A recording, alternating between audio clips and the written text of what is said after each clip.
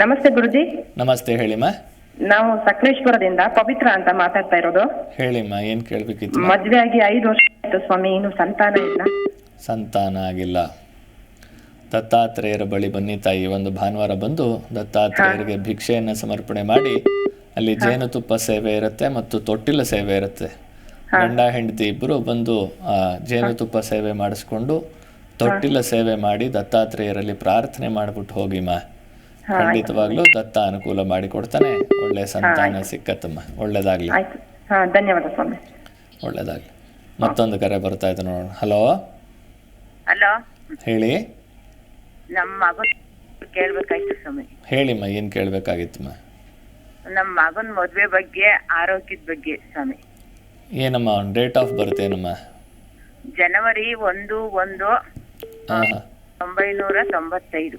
ನಾನು ಇವಾಗ ಹೇಳ್ತಾ ಇರೋದೇ ಸಮಸ್ಯೆಗೆ ಪರಿಹಾರ ತಾಯಿ. ನಿಮ್ಮ ಕುಲದೇವತೆಗೆ ಪ್ರಾರ್ಥನೆ ಮಾಡ್ಕೊಳ್ಳಿ. ಕುಲದೇವತೆಯ ಆರಾಧನೆಯ ದೋಷ ಅಂತ ಬರ್ತಾ ಇದೆ. ಆ ತಾಯಿಯನ್ನ, ನಿಮ್ಮ ಕುಲದೇವತೆ ಯಾರಮ್ಮ? ಹೆಣ್ಣು ದೇವತೆ?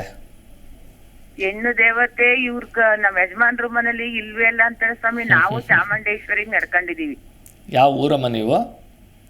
ಎತ್ಕೊಂಡು ತಾಲೂಕು, ಹಾಸನ ಜಿಲ್ಲೆ. ಹಾಸನ ಜಿಲ್ಲೆ. ಹಾಸನಾಂಬೆಗೆ ಪ್ರಾರ್ಥನೆ ಮಾಡ್ಕೊಳ್ಳಿ ತಾಯಿ. ಹಾಸನಾಂಬೆ ಆ ತಾಯಿಗೆ ಪ್ರಾರ್ಥನೆ ಮಾಡ್ಕೊಂಡು 9 ರೂಪಾಯಿಗಳನ್ನ ಇಟ್ಟು, ನಾನು ಇವಾಗ ಹೇಳ್ತಾ ಇದ್ದೀನಿ ನೋಡಿ, ಆ ರೀತಿ ಕಲಶ ಇಟ್ಟು ಪ್ರತಿ ಮಂಗಳವಾರ ದೀಪ ಹಚ್ಚಿ ಶುಕ್ರವಾರ ಇಟ್ಟು ಪೂಜೆ ಮಾಡ್ತೀವಿ ಸ್ವಾಮಿ. ಲಕ್ಷ್ಮಿ ವಿಗ್ರಹನು ಇಟ್ಟು ಪೂಜೆ ಮಾಡ್ತೀವಿ. ಸಂತೋಷ. ಖಂಡಿತವಾಗ್ಲೂ ಒಳ್ಳೇದು. ಶುಕ್ರವಾರ ಕಲಶ ಇಟ್ಬಿಟ್ಟು ತೆಗೆದು ಬಿಡೋದಲ್ಲ. ಆ ಕಲಶ ಇಟ್ಟು 1-6 ಗಂಟೆನೂ ತೆಗಿಯಲ್ಲ ಸ್ವಾಮಿ. ರೂಮು ನಾವು ಮಟನ್ ಏನೋ ತಿನ್ನಾರಲ್ವಲ್ಲ, ಡೈಲಿ ಇಟ್ಟು ಪೂಜೆ ಮಾಡ್ತೀವಿ. ಅದನ್ನ ನಿತ್ಯ ಪೂಜೆ ಮಾಡೋದ್ರ ಜೊತೆಲಿ ಮಂಗಳವಾರ ಕುಲದೇವತೆ ಹಾಸನಾಂಬೆಗೆ ಪ್ರಾರ್ಥನೆ ಮಾಡ್ಕೊಂಡು ದೀಪ ಹಚ್ತಾ ಬನ್ನಿ ಆ ಕಲಶಕ್ಕೆ. ಖಂಡಿತವಾಗ್ಲೂ ಒಳ್ಳೇದಾಗತ್ತಮ್ಮ. ಒಳ್ಳೇದಾಗ್ಲಿ. ಹಲೋ. ಹಲೋ. ಕರೆ ಕಟ್ಟಾಗಿದೆ ಅನ್ಸುತ್ತೆ. ಈ ರೀತಿ ತೆಂಗಿನಕಾಯಿಯನ್ನು ಇಟ್ಟು ಕಲಶವನ್ನು ಇಡಿ. ಪ್ರತಿ ಶುಕ್ರವಾರ ಇಟ್ಟರೆ ಗುರುವಾರ ಸಂಧ್ಯಾಕಾಲ, ಮುಂದಿನ ಗುರುವಾರ ಸಂಧ್ಯಾಕಾಲದವರೆಗೂ ಕೂಡ ಆ ಕಲಶ ಹಾಗೆ ಇರಬೇಕು. ಅದಾದ ನಂತರ ಆ ಕಲಶದ ನೀರನ್ನು ನಿಮ್ಮ ಮನೆಯಲ್ಲಿ ಗಿಡಗಳಿಗೋ ಯಾವುದಕ್ಕಾದರೂ ಹಾಕಿ. ತೆಂಗಿನಕಾಯಿಂದ ಏನಾದರೂ ಸಿಹಿ ಪದಾರ್ಥ ಮಾಡ್ಕೊಳ್ಳಿ. ಅಕ್ಕಿ ಮತ್ತು ತೆಂಗಿನಕಾಯಿ ಉಪಯೋಗಿಸ್ಕೊಂಡು ಸಿಹಿ ಪದಾರ್ಥ ಮಾಡ್ಕೊಳ್ಳಿ. ಮಾವಿನ ಸೊಪ್ಪು ಅಥವಾ ವೀಳ್ಯದೆಲೆ ಏನು ಇಟ್ಟಿರ್ತೀರಿ ಅದನ್ನು ತುಳಿದಿರೋ ಜಾಗದಲ್ಲಿ ಹಾಕಿ ಮತ್ತೆ ಹೊಸ ಕಲಶವನ್ನು ಇಡಿ. ಆ ಕಲಶದ ನೀರಿನಲ್ಲಿ ಅರಿಶಿನ, ಕುಂಕುಮ, ಮಂಗಳ ದ್ರವ್ಯಗಳು, ಏಲಕ್ಕಿ ಮತ್ತು ಲವಂಗವನ್ನು ಹಾಕಿ. ಜೊತೆಯಲ್ಲಿ ನಿಮಗೆ ಶಕ್ತಿ ಇದ್ದರೆ ಪಚ್ಚಕರ್ಪೂರ, ಕೇಸರಿಯನ್ನು ಕೂಡ ಹಾಕಿ. ಆ ತೀರ್ಥ ಆಗಿರಬೇಕದು. ಏನು ಆ ನೀರು, ಕಲಶದಲ್ಲಿರುವಂತಹ ನೀರು ತೀರ್ಥದ ವಾಸನೆ ಬರಬೇಕು.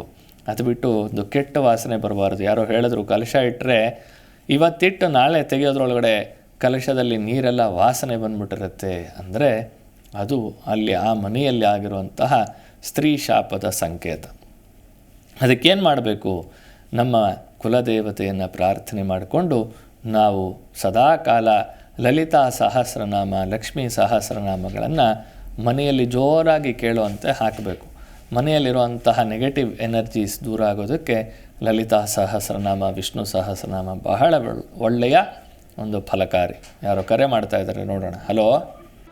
ಜಿ ಕನ್ನಡ ನ್ಯೂಸ್ ಈಗ ನಿಮ್ಮ ಮನೆಯಲ್ಲೇ ನೋಡಿ. ಎಲ್ಲ ಕೇಬಲ್ಗಳಲ್ಲಿ ಈಗ ಲಭ್ಯ. Sun direct 292, Jio TV 1334, U digital 162, city cable 51, GTPL 17, Abhishek cables 821, rock line telecommunication 51, Shri Basaveshwara number 60, Vinayaka digital number 53, in digital number 896ರಲ್ಲಿ. ನಿಮ್ಮಿಸ್ತದ ಜಿ ಕನ್ನಡ ನ್ಯೂಸ್ ನೋಡಿ ಆನಂದಿಸಿ.